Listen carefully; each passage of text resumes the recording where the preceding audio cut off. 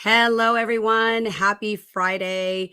It's Carmelia here, and I'm so excited that I'm going to be speaking in just a couple of minutes, maybe in a matter of seconds, to the founder and CEO, Av Utukuri, and we're going to be talking about the future of remote sales and tools and techniques to help take your business to the next level. I'm very excited about it. There he is. He is coming in live, and we have some exciting news to share.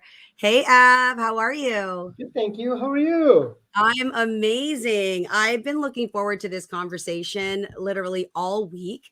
And we have the world has some exciting news to share with respect to something specifically that happened today. Big announcement.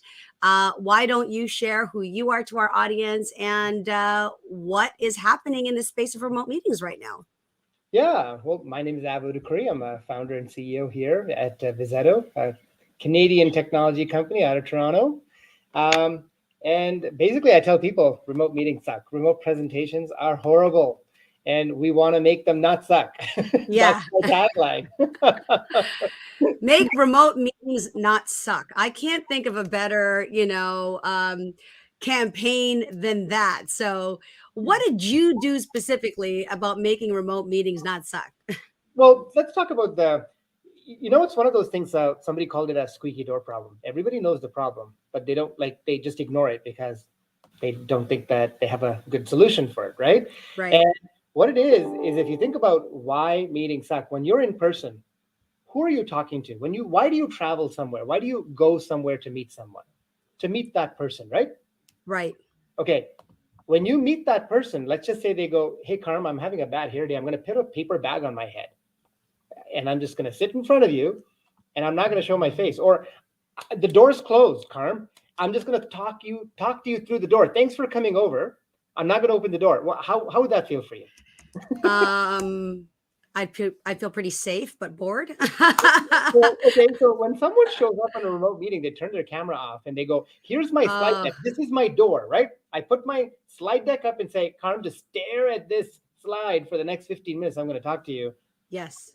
How is it that's acceptable? I think I agree with you. To me, even when you join, because I'm in the, people business, have been for a very long time, it really surprises me that even when we're on team meetings and when my son was in school in the pandemic and all their cameras were off, it bothered me. Like it really bothered me. I'm like, these kids are sleeping. They're giving the teacher the finger. Who knows what they're doing? They're not even paying attention. And my son himself is guilty of it. I actually called his teacher and said, can you require the cameras to be on? And they said they can't because of their privacy. But to your point, in a meeting, as a presenter, as somebody who is always, if you're wanting to use the virtual meeting and these platform as a real in-life experience, or like you're in a real meeting, nobody goes to a meeting, to your point, Av, and says, all right. Well, oh, you muted yourself.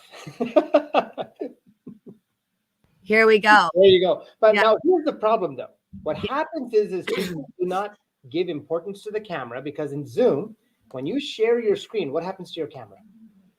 On Zoom, you become as big as the powered by stream button over there. This is a tiny little box. Okay. Yeah.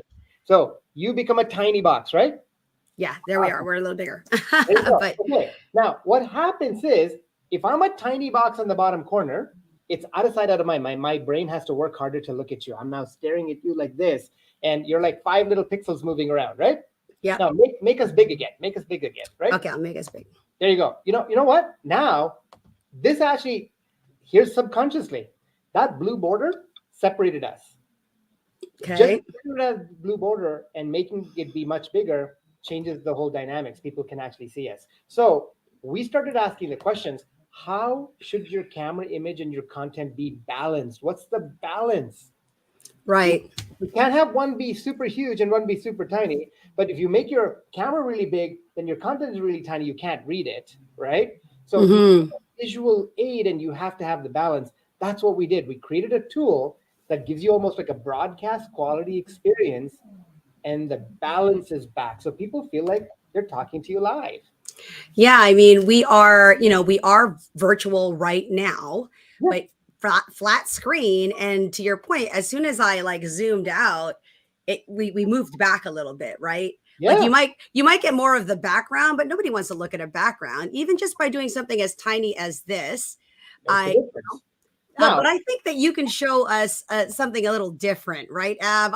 I would love to do that. But before we get into that, I want to share a little bit of data with respect to, the topic at hand is the future of remote sales, tools and techniques to take your business to the next level. Not only are we discussing what's happening right now, what you're bringing to the, sales force, I'm going to put up some stats here, and then I would love to get your perspective on that. sure. Okay. Okay. Here we go. 80% of consumers are more likely to make a purchase when brands offer personalized experiences. Now, I'll follow up with that by saying, and that's from Epsilon, and this is from a recent article that I looked at, by providing a virtual tour and online demos of your products and services, and more prospects can still have a unique and advanced personal experience, because that's kind of the what we're talking about here, right? I do want to talk about the pros and cons per se of virtual meetings versus sales meetings.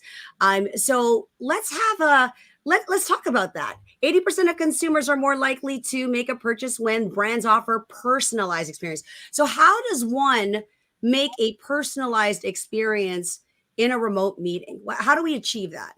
Well, personalized, really, the word is person, isn't it? Okay. Yes. Okay. People buy from people. People trust people. People like when you do business, Carm, are they buying because your logo is red and blue or are they buying because they spoke to you? Well, no, the KYC, no KLC, no like to KLT, no like and trust factor. Oh my gosh, my Yeah. acronyms are totally wrong. But No, yes, but that's what it is, they right? don't necessarily If care about the logo. if if I had a great logo and a website and a beautiful looking deck, if sales were that easy, wouldn't everyone do it? Okay. Yep. Now, here's the kicker. In the next 6 months with AI and generative AI, everybody will have a 800-page web page that looks amazing with amazing graphics and videos and content like that. Okay. So Yes. I could create a Microsoft like website that looks like I'm $1 billion company like that. So how are you going to make a buying decision? Because personalized means person. So if the person is gone in a remote meeting and I'm standing behind a closed door and I'm wearing a paper bag, how can you create a personalized experience? So Reactiv is bringing the person back. Yes. Can you show me how you're bringing the person back? There is Sure. the ability here. Right now, we are also on a virtual sales presentation for those of you who are watching. The tool we're using for this broadcast is StreamYard. And this is a tool that I've used many times for, multi-streaming, multi-broadcast. So we are live on LinkedIn, we're live on Facebook, I'm live on Twitter, and I'm live on YouTube. So that's something that also I want people to take advantage of is the future of remote sales are also multi-streaming. You have the opportunity to present to a much broader and wider audience. Right. So So you let share me with me share. now. Yeah, go Okay, ahead. share my screen now. Like I'm sharing Okay. some data. Let's talk Okay. about what a remote meeting actually looks like, right? Okay. Let's do that. So, okay, sure. Can you bring my share screen up? Oh, yeah. Have to add to the stream. Hello. Yeah. Here we Now, go. here's the thing, right? Now the balance is completely gone. No, do Oh, that. oops. Oh, Let me go back. Now I got to figure out how to do that. So add to this. Let me remove it and then I'll bring it back up. Okay, there there we you go. go. Just leave it there, right? Now this is what actually happens most of the time. I have become a tiny little postage stamp on the side here, right? Okay. Mm-hmm. So people are now staring at this 90% of the time. Well, let's change this right now. What I'm going to go do is change the way that we're going to go ahead and interact. I am going to bring myself into the conversation. Holy, that was really cool. Can you like do that again? Like, look, so your tiny screen left, and now we've got your little tiny box, and now you're in your office. Yes, I Yeah. am here because 90% of interaction happens here with me, not my deck. And my brand is big in center. My logo is there. So this is called associative memory, by the way. I don't know if you've ever heard the trick. When you're talking to someone, hold their business card in front of you, the whole conversation. Put the business card in front of you when you're at a boardroom table. You'll never forget that conversation. Have you ever heard that trick? No. Well, what happens is you associate the person with the card, with the logo, the texture, and you remember way more. It's kind of like how you come up with acronyms, never eat shredded wheat, and you come up with all these acronyms. It's the same type of thing. So what happens is people remember better when they can associate your name, logo, content, and you all together. Now, Wow. other thing that I'm doing is, have you noticed I'm actually inking and writing? Because what that means is, look, when I'm actually talking to people, usually they do this. Well, 46% of this and 69% is that, 70% is that. And I'm like, when as soon as you did that, I'm like, where's the voice coming from? Like, where is the voice coming from? Right. Now, if I did this and say 46% are lonely right there, did your eye go to exactly where I wanted to go to? Yeah. And then I tell you, hey, look, 70% of information is forgotten. Then I look back at you. So look what I did. I'm looking at my content. So my gaze forces you to look there. Then I'm circling and highlighting and pointing that out. So you're forced to read it and hear my voice at the same time. It's called reinforcement learning. So that's why in a classroom, when a professor writes down a formula and you watch them write, it's far more powerful than you seeing a video or a printed piece of paper with the formula. Well, to your point, I just brought up another stat. 64% of sales teams who transitioned to virtual sales met or exceeded their revenue targets for 2020. Now, this is 2020. Imagine it's probably even a greater statistic compared to 50% of those who did not change their sales practices. So that's according to Impact Plus. So there is data proving that those who are not getting with the program, they're missing out on opportunities or they're not closing as many deals as they can be. Well, why do you think that is? Well, so first of all, like actually on that, there's a lot of stats to show that a standard sales presentation are no longer effective. So what happened is when the pandemic happened, none of us had any choices. We all went back and we all started doing something new, which is just share a PowerPoint.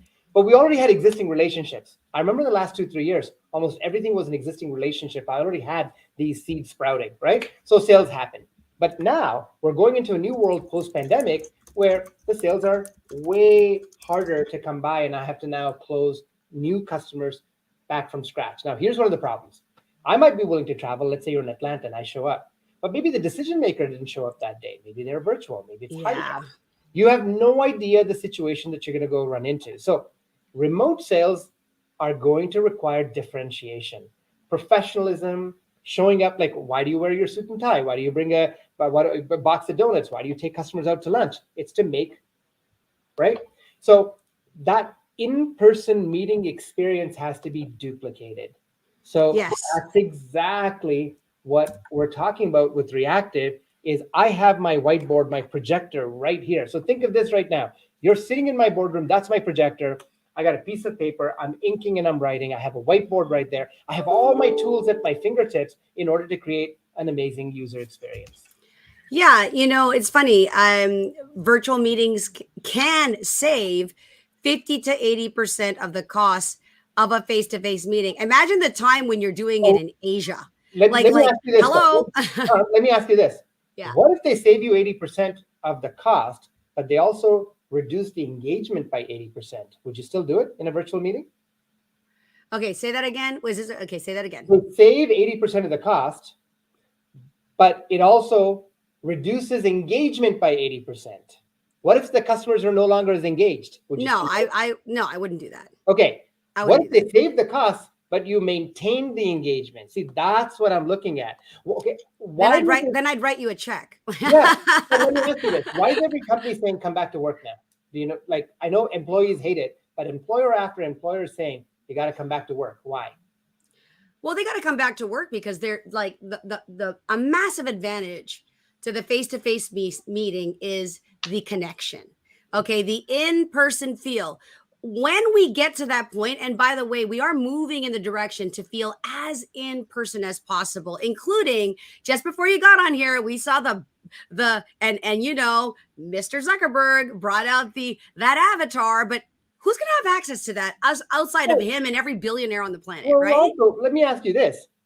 Is your idea of a meeting wearing a vacuum cleaner on your head and staring at a PowerPoint presentation inside in a metaverse? Come on. Like, I mean, look, I don't want to wear clunky headsets and feel sick and have, like, there's a whole host of problems that are not necessarily perfected, and you're not going to spend 8 hours a day inside. I think that's a cool way to engage in a short time. Don't get me wrong. Yes. But Well, to me, this is, how do you feel right now? Like, I mean, do you feel like you're actually looking at me in my office? Do you feel like, that's exactly what we want to create? And I did this with no hardware. I'm doing this with my laptop and my mouse and a camera. I don't need a funky head. Yes, the vast majority agree. The presence of technology actually makes meetings more engaging. Right. Findings reveal that large displays coupled with screen sharing and video lead to more engaged participants. So That's you've kind of like, you get an A+ on that. You're ticking every single box in terms of what's required. I wish I could actually draw on your data right there to say, I hey, know. Oh, right? You'll create that. I'm There sure you you're going go, to create that. right? Yeah, But that's really the challenge, isn't it? The challenge is, absolutely. how do you, create that engagement? And that's the magic word, engagement. It all comes back down to that, because I don't care how productive you are. Remember, productivity is something that AI will take over. Productivity Yes. is something that I can outsource. Productivity happens because of process and all sorts of things. So in the future, saying I am super productive because my company set up the processes and the tools and I have the right decisions and I have all the information at my fingertips. Like, look, the whole point of any employer, including in our own simple, small little company, is to create productive environment. But engagement happens not because of process, not because engagement happens because of people to people. Yes. Well, what do you feel, Av, are the biggest mistakes that you've seen, largely working in this space yourself, that presenters are doing right now? For those who don't have access to this, and I'm going to actually create a banner here so that you guys can get it. All right, you can get Reactiv Suite today. You can go to Vizetto.com to experience what Av is just talking about. But I'm interviewing him right now in the future of remote sales. We are going to talk about tools and tips to take your business to the next level. And in doing that, let's highlight some faux pas. Let's highlight some no-nos that presenters are doing that distract from the meeting. I've got quite a few myself, so I'll let you lead. Yeah. Well, the main thing right now is we all use PowerPoint as a crutch. We go in there and we talk, right? And Yes. we become a linear conversation when PowerPoint was really designed as a visual aid. And Carm, I know you have PowerPoint presentations, but if you're meeting someone in real life, how often do you actually bring out that deck? When I'm in real life? Yeah. Well, in real life, I put as much paper away and they focus on me. And what we'll say is, Why is that? I'll send it to you later. Good. I will send it to you later. Let's connect. Let's chat. And here's the thing, body language. Right now, I mean, you don't know if I'm wearing pants. I don't, well, like, imagine, that's the thing. There's a lot of in person, you're going to know if I'm wearing pants or not. You probably wouldn't, you'd be too distracted to have a meeting. That's for sure. Right? So virtual, in the virtual space, I think one of those mistakes, and we've seen it happen, they don't treat the meeting like it's a meeting. Anytime you enter a situation, whether it's, personal or professional, especially the dating scenario, right? Like, this is a great use case for dating because I can kind of see your space and I feel your movement, where again, we showed you that for the most part, it's our little head. We don't get to see the arm gestures, maybe the twitching leg, by the way, the twitching leg, the pen on it. There's people have these twicks. How do you call that? The little nudges and ticks. That's what it is. Yeah. Well, so, Carm, one of the things that you pointed out was also that goofy little cutout. Okay. Yes. Okay. Not only do we rely on decks and we talk nonstop, we don't have conversations, we don't have visual aids. And the number two thing is people putting these goofy masks because, hey, I'm in my office and I want to show you that. But here's a funny thing. If you showed up in my office today I wouldn't be worried that there's a couple of cables or something there. You would be in my environment. That's the real environment. Suddenly, people are, oh, you know what? There's a box over there, or you can't be embarrassed, because when you cut yourself out and do those goofy backgrounds, there's a shimmering effect. It's cutting your face on and off. I'm moving my hand and it disappears. Guess what? Your brain just shuts down. They're like, this is not real information. Let me just not focus anymore. People don't realize how critical it is for us to create a life, almost a real life experience. It's better for you to be in a little bit more of a cluttered background versus doing those goofy things. It's better for your image to be much larger than focusing on the content.